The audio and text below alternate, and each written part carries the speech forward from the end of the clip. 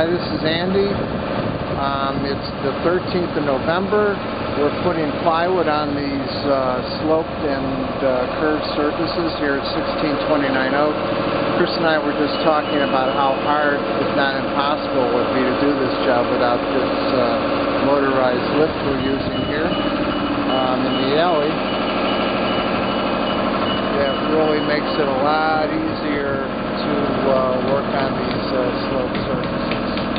Tomek is putting these nails up that allows us to set the plywood in its proper position prior to using the pneumatic nailer. So I'm going to scoot around here to the other side. There's Casey getting the next piece of wood ready to go. Snapped his line. We'll make his cut. And I'm going to go over here and take this shot so I'm not looking into the sun.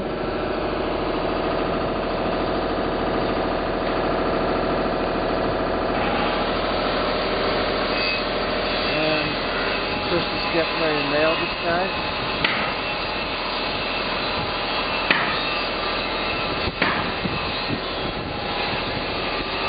It's about 33 degrees Fahrenheit. We'll get a little taste of winter here. Give you a little bit of what's going on as far as the end product goes here. These are going to be really cool spaces.